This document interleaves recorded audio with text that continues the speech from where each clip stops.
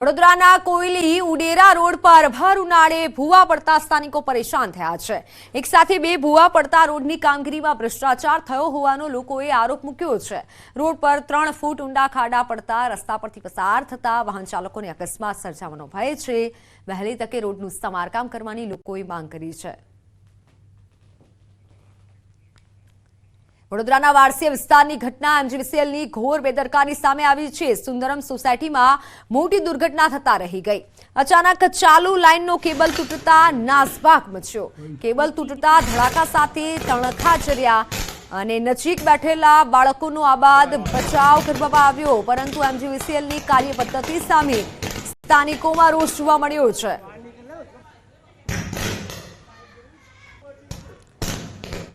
ખંભાળિયામાં આવતીકાલે વીજ કાપ રહેશે। 2 નંબરના ફીડરમાં 5 કલાક વીજ પુરવઠો બંધ રહેશે।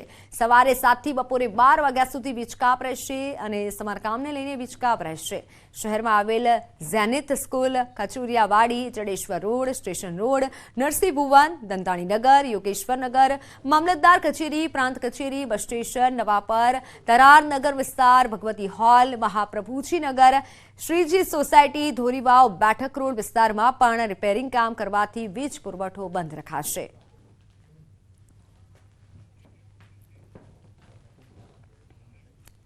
તો હવે વાત મહાસંગ્રામની।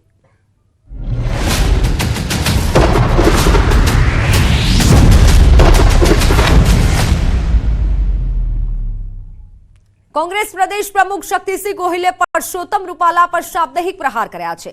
સુરતના કામરેજમાં જનસંપર્ક સભાને સંબોધતા તેઓએ આ પ્રહાર કર્યા છે। શક્તિસિંહ ગોહિલના રૂપાલા પર શાબ્દિક પ્રહાર કર્યા છે। કામરેજ ખાતે સુરતના કામરેજમાં સભા યોજાઈ હતી કોંગ્રેસની અને તે સમય દરમિયાન તેઓએ રૂપાલા પર પ્રહાર કર્યા છે।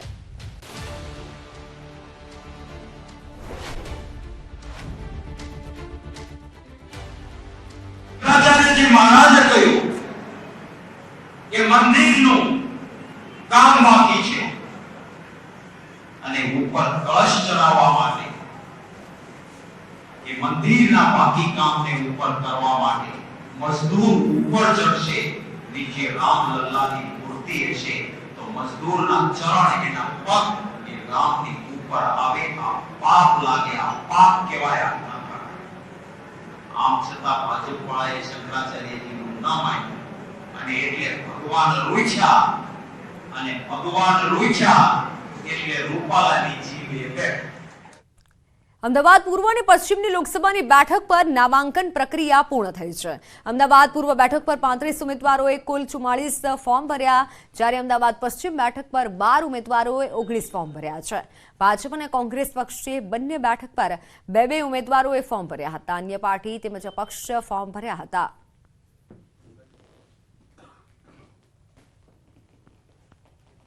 તારીખ 12મીથી લઈને 19મી સુધી જે નામાંકન પ્રક્રિયા હતી એ પૂર્ણ થયેલી છે। આમાં કુલ જોઈએ તો 7 અમદાવાદ પૂર્વ પર 35 ઉમેદવારોએ કુલ 44 ફોર્મ ભર્યા છે અને 8 અમદાવાદ પશ્ચિમ જે છે એમાં 12 ઉમેદવારોએ કુલ 19 ફોર્મ ભર્યા છે। કચ્છ કલેક્ટર અમિત અરોરાએ કચ્છી ભાષામાં મતદાનની અપીલ કરી છે। મુझे मणे कच्छी भा भेणे के લોકસભા ચૂંટણી में મતદાન કરેલા અપીલ કરાતો આવી અપીલ કરવામાં આવી છે કલેક્ટર દ્વારા। 7મી મેના રોજ લોકશાહીના પર્વમાં મતદાન કરવા માટે અપીલ કરી હતી। લોકશાહીનો પવિત્ર તહેવાર મતદાન કરી મનાવવા માટે અપીલ કરી હતી।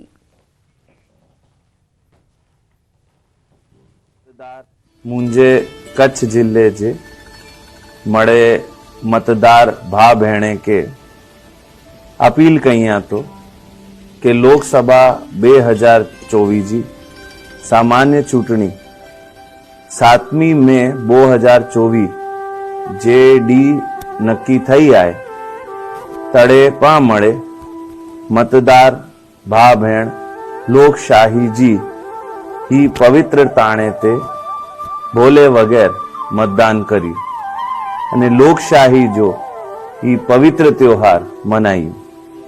તો હલો મળે મુંજા કચ્છી ભા બેન 7 મે 2024 જે ડી કે પા મળે मतदान करीने लोकशाही के वधाई।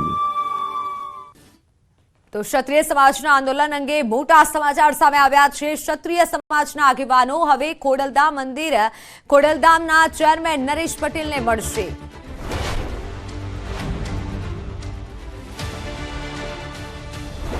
નરેશ પટેલને નહીં, માં ખોડિયારને, નરેશભાઈને મળશું, બરાબર છે, દર્શન કરવા જશું ત્યારે એની રાય લેશું કે નરેશભાઈ આમાં શું કરી શકાય, બરાબર છે.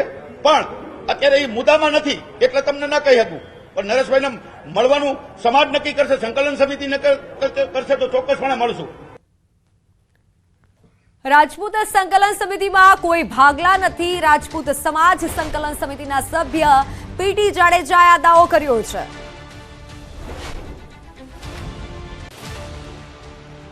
બીજો કોઈ સંદેશો તમે માનતા નહીં કે આમાં ભાગલા પડ્યા છે. ભાગલા પડ્યા જ નથી. કાલે 92 સમિતિના સભ્યો હતા, એની બદલે કાલે 500 થયા અને ક્ષત્રિય સમાજના 2 ભાગ નથી પડ્યા. એક વ્યક્તિ એમ કે ભાગલા પડી ગયા, એ વ્યક્તિ તો કોઈ પણ સ્ટેટમેન્ટ આપી શકે. લાખો રાજપૂતો છે, એમાં 5 વિઘ્ન સંતોષી પણ હોઈ શકે, એ પણ સ્ટેટમેન્ટ આપી શકે. અને એક વ્યક્તિ સ્ટેટમેન્ટ આપે એ રીતે સમાજે નથી કરવાનું. સમાજ એટલે સંકલન સમિતિ અને સંકલન સમિતિ એટલે સમાજ. જયારે સંકલન સમિતિને સમાજને માન્ય છે તો સમાજ છે એ ભગવાન છે ને સમાજથી મોટું કોઈ નથી હોતું. પીટી જાડેજાએ ક્ષત્રિય આગેવાન પદ્મિનીબાના નિવેદન પર પ્રતિક્રિયા પણ આપી.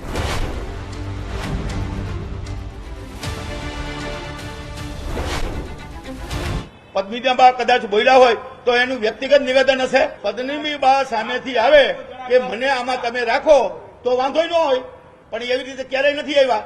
જો ગઈકાલે આવ્યા, ઘણી વાર વ્યક્તિગત બાબત પણ હોય છે, એવું નથી. એ બી ટીમ ને સી ટીમ ને ઈ ટીમ શું એ પેલા તો મને નથી સમજાતું. આ તો મન ગણત વાતું છે. અરે હજી તો એબીસીડી ઈ સુધી પહોંચી જાય, ડબલામાં ઘી સુધી પહોંચી જાય. સાથે યુવરાજસિંહ જાડેજાના નિવેદન પર પણ પીટી જાડેજા બોલ્યા.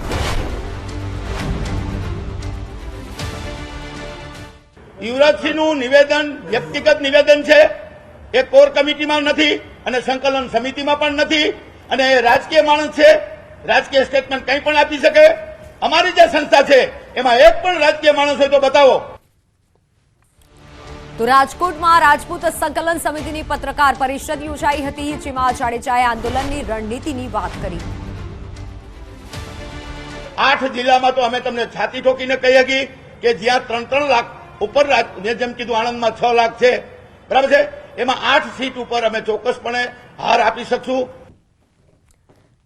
વડોદરામાં ભાજપ ઉમેદવાર ડોક્ટર હેમાંગ જોશીના શાહી ઠાઠ જોવા મળ્યા. ડોક્ટર હેમાંગ જોશીનો મહારાજા સ્ટાઇલમાં પ્રચાર સામે આવ્યો છે. તડકાથી બચવા માટે રજવાડી છત્રી સાથે પ્રચાર કરતા નજરે ચડ્યા. પ્રચાર દરમિયાન ગરમીના કારણે કાર્યકરોને પણ પાંખી હાજરી જોવા મળી હતી. ડોક્ટર હેમાંગ જોશીનો ટીપી 13 વિસ્તારમાં પ્રચાર દરમિયાનનો વિડીયો હોવાની ચર્ચા છે. હેમાંગ જોશીનો આ મહારાજા સ્ટાઇલમાં પ્રચાર જોવા જેવો છે. દ્રશ્યો જે સામે આવ્યા છે, તડકાથી બચવા માટે રજવાડી છત્રી સાથે ડોક્ટર હેમાંગ જોશી જોવા મળ્યા. ભાજપ ઉમેદવાર ડોક્ટર હેમાંગ જોશીનો આ શાહી ઠાઠ ચર્ચાનું અત્યારે કેન્દ્ર બન્યો છે.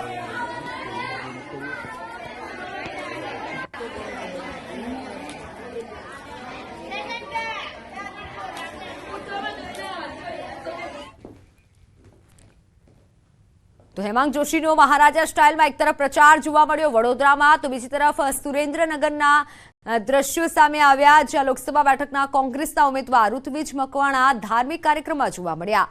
ઋત્વિજ મકવાણાનો વિડીયો સોશિયલ મીડિયામાં વાયરલ થયો છે.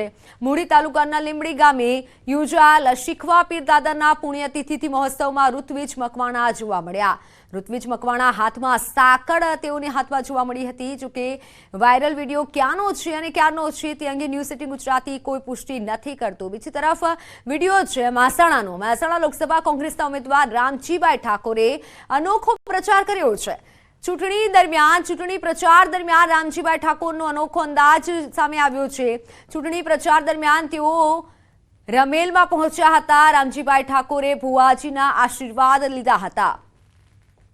તો દ્રશ્યો આવ્યા છે બનાસકાંઠાથી. બનાસકાંઠામાં ગેનીબેન ગરબે ઘૂમ્યા છે. ગેનીબેન એ કોંગ્રેસના લોકસભા ઉમેદવાર છે. ગેનીબેન ઠાકોરના ગરબા સામે આવ્યા છે. ગેનીબેન ઠાકોરનો વિડીયો અત્યારે વાયરલ થઈ રહ્યો છે. ગેનીબેન ઠાકોર ભત્રીજાના લગ્નમાં ગરબાના તાલે ઘૂમ્યા હતા. અબાસડા ગામે ભત્રીજાના લગ્નમાં તેઓએ હાજરી આપી હતી. જિલ્લા પંચાયતના પૂર્વ પ્રમુખ પીનાબેન ઠાકોર સહિતના આગેવાનો પણ હાજર હતા. જિલ્લા પંચાયત પૂર્વ સદસ્ય લક્ષ્મીબેન કરેણ પણ ગરબે રમ્યા હતા.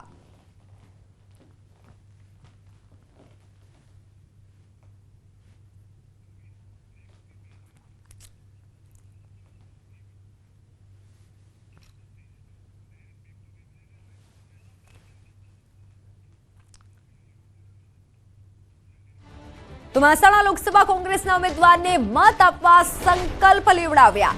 ચિત્રોડીપુરા ગામમાં કોંગ્રેસના ઉમેદવાર રામજીભાઈ ઠાકોરને મત આપવા સંકલ્પ લેવડાવવામાં આવ્યા.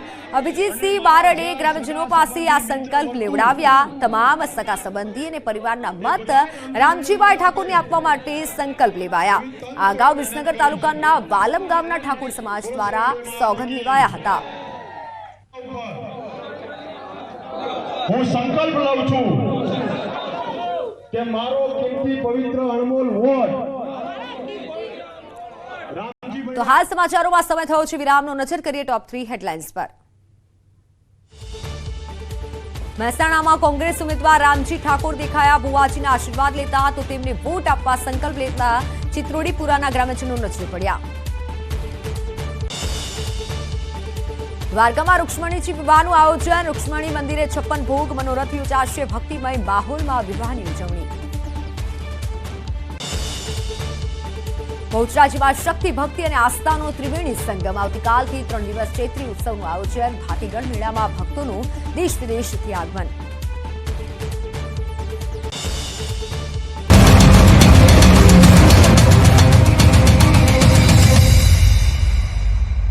પારુલ યુનિવર્સિટી દમણ દીવ લોકસભા બેઠક પર કોંગ્રેસના ઉમેદવાર કેતનભાઈ પટેલે ઉમેદવારી પત્ર ભર્યું હતું. ઉમેદવારી પત્ર ભરતા પહેલા કેતન પટેલે મોટી દમણ માર્કેટ વિસ્તારમાં સભા યોજી હતી.